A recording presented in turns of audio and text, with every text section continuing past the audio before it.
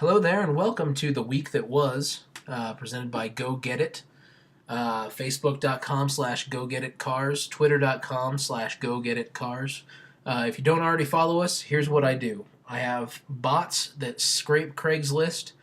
They find cars within certain parameters that I have set.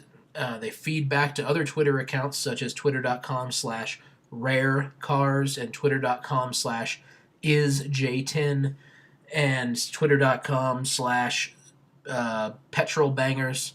And there's all different sorts of cars in these different feeds, and you can find that from our Twitter account. Just look at the lists that we have off to the side. You'll find all the individuals. But anyway, I consume all of those, and then a few times a day I go through and I pick out what I see as being the best or the worst cars. And I kind of wanted to start this video series just to see how it goes. It's going to be a really low budget, low rent version of what I could do. I just want to see what people think about it. So I'm going to go over the cars from the last week that I thought were good. I start off with the cars that I think are really good, and we'll work our way to the cars that are terrible. So without further ado, let's go to our first set here. And I found this one just today on Sunday. What is today? Sunday the 5th, January 5th. Happy 2014, everyone. Anyway, I found this today. They are in Kentucky. It is 8, count them, 8 vintage Subaru 360 key cars, or K cars. I believe it's K cars, actually. Anyway, 8 of them, they've been parked inside most of their life. That's what he said, but you can definitely see some rot in the lower areas. They're in Kentucky. I don't expect them to be perfect, but all 8 of them have titles. 2 of them are automatics, which I assume are probably more rare than the 4-speed manuals, but all 8 of them have good titles, and he wants to sell them all as a lot for $25,000. And that sounds kind of crazy.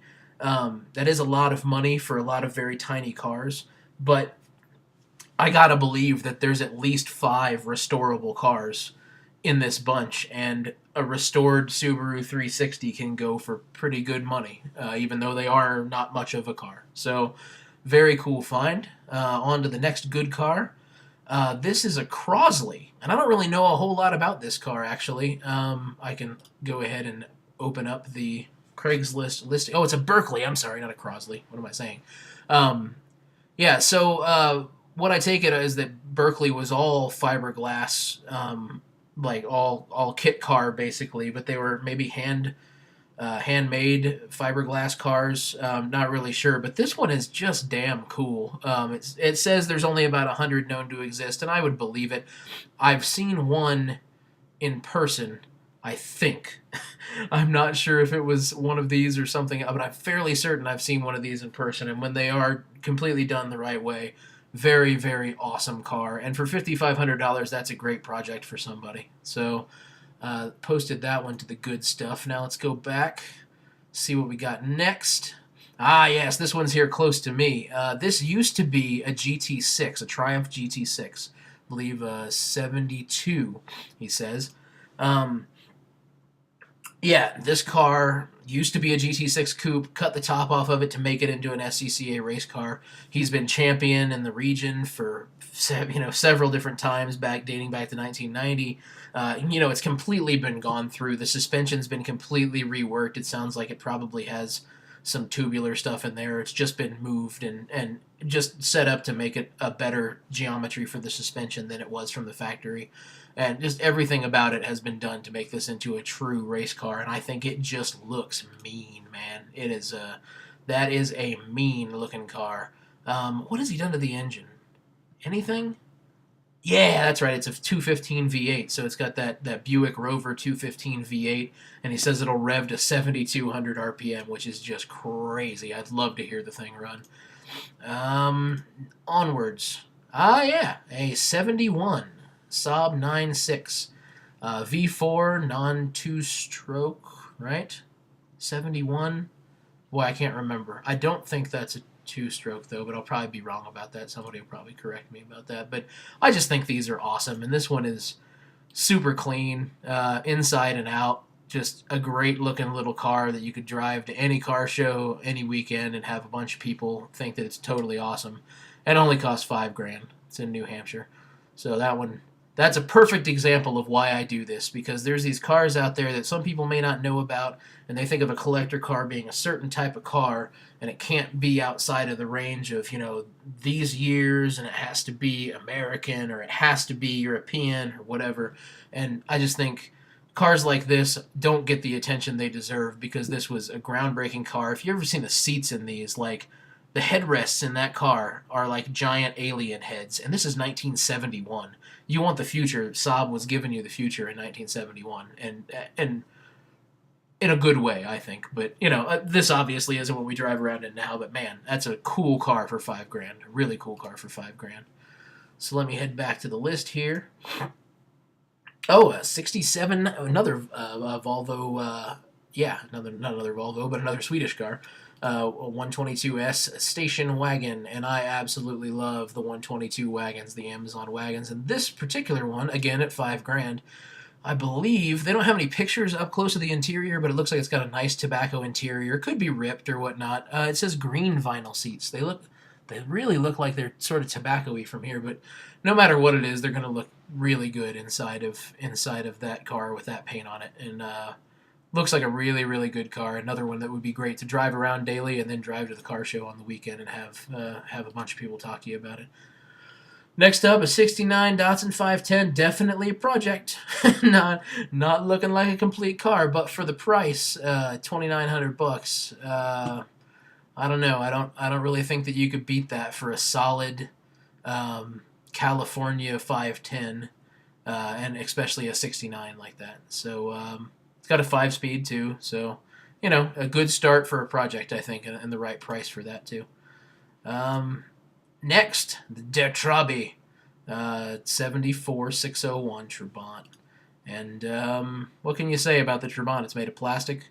It was made in East Germany, in a time when they didn't care about cars being made of plastic, and now you can find piles of them by the side of the road in East Germany. My buddy has one.